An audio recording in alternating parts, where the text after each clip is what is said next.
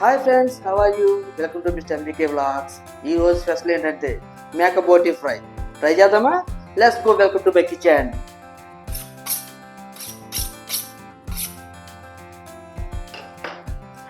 First 2 ఉల్లిపాయలు తీసుకుందాం, అలాగే 4 మిర్చి తీసుకుందాం.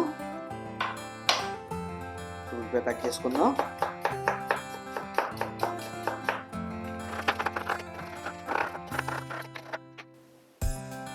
అలాగే ఒక 4 మిర్చి స్లైస్, ఇలాగ స్లైస్ అన్నమాట. ఓకే, ఇలా పక్కన పెట్టుకుందాం ఒక సెకండ్. ఇప్పుడు పొయ్యి మీద మనం చిన్న సైజు బాండీ పెట్టుకుందాం. మొదటగా స్టవ్ వెలిగిద్దాం.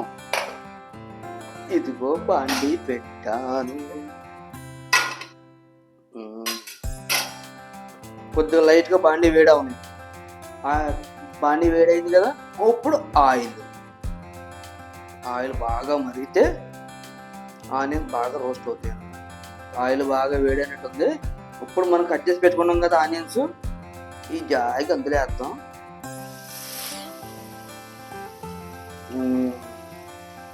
ఈ ఆనియన్స్ అందులో వేసాను. ఇప్పుడు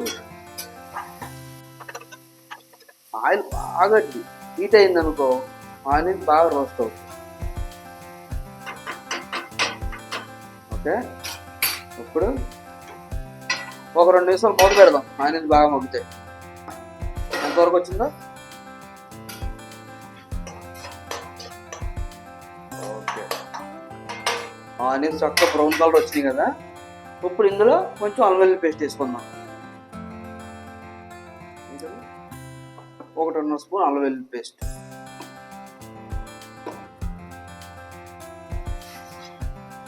అల్లం వెల్లుల్లి పేస్ట్ కొద్దిగా ఒక 5 నిమిషాలు మగ్గింది అనుకో, పచ్చివాసన పోతుంది.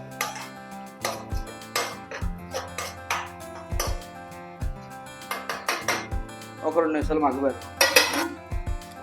ఇది ఈ లోపు మగ్గుతూ ఉంటుంది ఆనియన్స్. ఈ లోపు మనం బోటీ చెప్పుకున్నాం కదా, దాని గురించి కూడా మాట్లాడుకుందాం ఈసారి. ఇదిగో బోటీ. నేను యాక్చువల్గా దీన్ని తెచ్చుకుని ఒక 5 విజిల్స్ ఎక్కించుకుని క్లీన్ చేసుకుని శుభ్రంగా రెడీ చేసి పెట్టుకున్నాను. బోటీ చాలా నీట్గా వచ్చింది, చూసారా? చాలా నీట్గా వచ్చింది కదా బోటీ పీసెస్ అన్నీ. అంటే బోటీ అంటే కొంతమంది తెలియకపోవచ్చు, మేక పొట్ట అదనమాట. చాలా నీట్గా క్లీన్ చేసుకుని చక్కగాను పెట్టుకోవాలన్నమాట.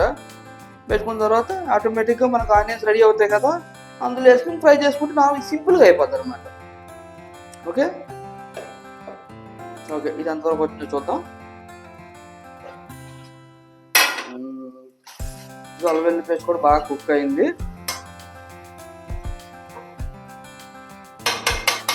ఇప్పుడు మనం ముందుగా రెడీ చేసి పెట్టుకున్నాం కదా బోటీ పీస్, ఇందులో వేసుకుందాం. ఓకే, వేసుకుని ఒక్క 2 మినిట్స్ ఇలా కలుపుదాం. కలుపుకున్నాం కదా, ఇప్పుడు ఒక 2 నిమిషాలు మగ్గబెడదాం. చూద్దాం. ఓకే, ఇప్పుడు మగ్గింది కదా, బాగా మగ్గింది కదా. ఇది సో పీస్ ఎలా మగ్గిందో మెత్తగా మగ్గింది. ఇప్పుడు మనం ఒక సాల్ట్ యాడ్ చేసుకుందాం. ఫస్ట్ మనకు తగినంత సాల్ట్, తర్వాత ఒక 1/2 టీ స్పూను పసుపు వేసుకుని ఒకసారి కలుపుకుందాం.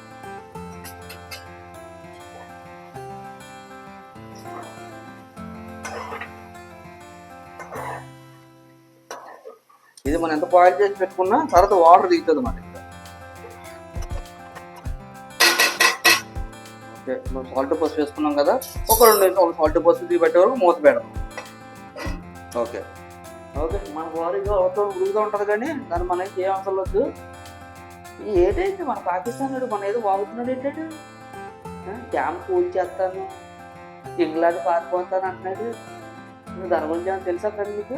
ఇప్పుడు ఆ సింధువాడ మనం ఆపేసినందుకు, ఆ సింధువాడ స్టోర్ చేయడానికి మనం ఎలాంటి డ్యామ్స్ కట్టినా సరే అక్కడ డిఫెన్స్ మినిస్టర్ ఉన్నాడు కదా, ఆ డిఫెన్స్ మినిస్టర్ ఏమంటాడంటే డ్యామ్ లో కట్టండి, మేము మిసైల్స్ తోటి వాళ్ళు పూర్తి చేస్తామని చెప్పేసి కబుర్లు చెప్తున్నాడు. ఆడ మాత్రం పాకిస్తాన్ వచ్చేసి ఆ బొక్కడా గారికి మిసైల్స్ కావాలేమో, అదే మన ఇండియన్స్ పెట్టుకోమని వెళ్ళిపోయి ఒక సింగిల్ హ్యాండ్తో గుడ్ బై వచ్చేస్తారండి మొత్తం. ఒకళ్ళగడికి మిసైల్స్ కావాలేమో. సో మన ఇండియన్స్ పవర్ అర్థం కావట్లేదు వాడికి. మొన్న ఈరోజు చొకడో చేయని అంటున్నాడు. ఈ బంగ్లాదేశ్ అడంటే మధ్యవర్తిత్వం చేయించాలంట మన ఇండియాతో. ఆడ మోదీ గారు శుభ్రంగా కూల్గా ఆలోచిస్తున్నారు కానీ లేకపోతే అనుకుంటుంది ఆయన. వాళ్ళకి టెంకి పీకేసి తాండ్ర చేసి మన ఇండియా మొత్తం భోజనం ప్లేట్లో పెట్టి అందించేస్తారు మోదీ గారు మనకి. ఇది కరెక్టా కాదా? ఓకే చూద్దాం ఏం జరిగింది అనేది. నేనైతే ఈ ఫ్రైడే కన్ఫర్మ్ బాగా జరుగుతుందని అనుకుంటాను మరి. ఏమో చూద్దాం. సాధ్యమైనంత వరకు మోదీ గారు అంతవరకు తీసుకురారు. కాకపోతే తప్పనిసరి పరిస్థితుల్లో వాళ్ళు ఏమన్నా చేశారనుకో మోదీ గారు రాకుండా అమెరికా తప్పగాడు వచ్చిన వల్ల కాదు. ట్రంప్గాడు కానీ పుతిన్ కానీ ఎవడు వచ్చినా సరే ఇంక మోదీ రావడం ఎవరి వల్ల కాదు. ఇప్పుడు ట్రంప్ పుతిన్ కూడా దట్ ఈజ్ ఇండియా.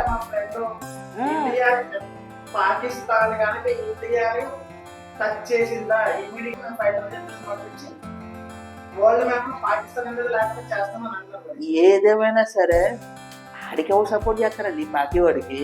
ఆడికి ఎవరు దగ్గర ఏముంది సపోర్ట్ చేయడానికి? ఆ దగ్గర ఏముందని అదే మంచి సపోర్ట్ చేయమన్నా. అమెరికా డెవలప్ చేస్తున్నారు ఎవడు? మన ఇండియా యువతే.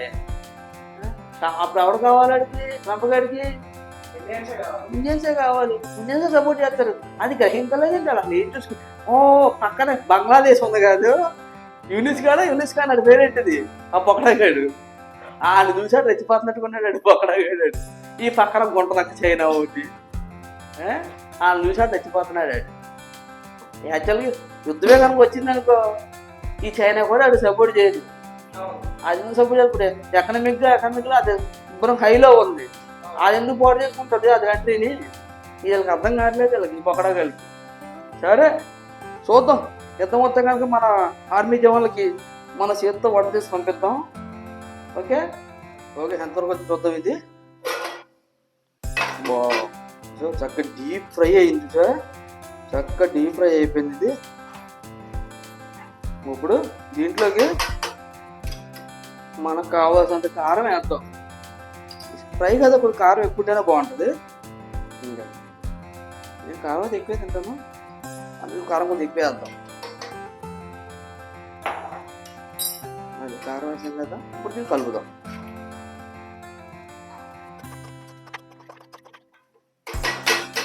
ఓకే కారం కొద్దిగా ముక్కలకు పట్టే వరకు ఒక 2 minutes పడతాం.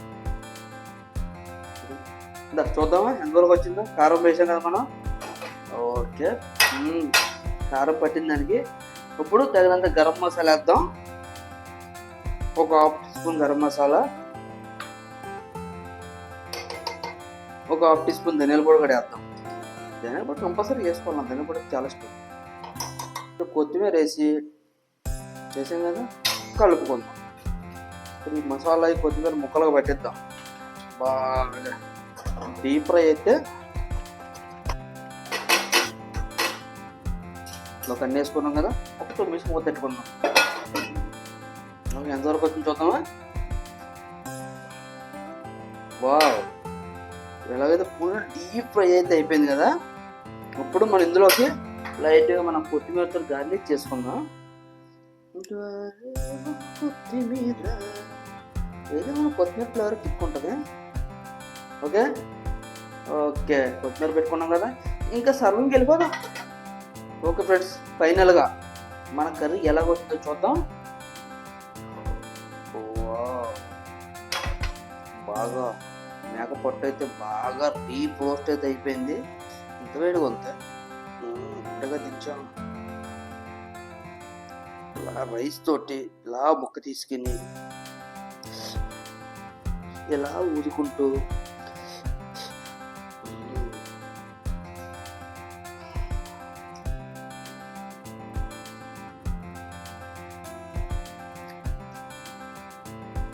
సరిగ్గా ఉదిరింది ఫ్రై మాత్రం.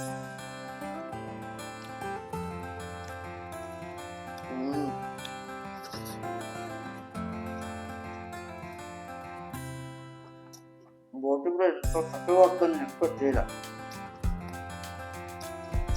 సూపర్ టేస్ట్ వచ్చింది బ్రో.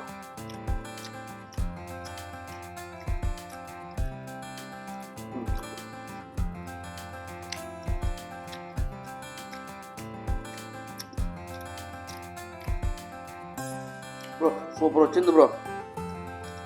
ఓకే బ్రో, మా కష్టం మీకు నచ్చినట్టయితే మీ సపోర్ట్ మాకు చెయ్యాలి బ్రో. మీరు లైక్ చేయాలి, షేర్ చేయాలి, మా ఛానల్ సబ్స్క్రైబ్ చేసి మీ ఆడియన్స్ అందరూ సపోర్ట్ నాకు అందించాలి friends. Okay, by bye friends, రేపు కొత్త వీడియోతో కలుద్దాం.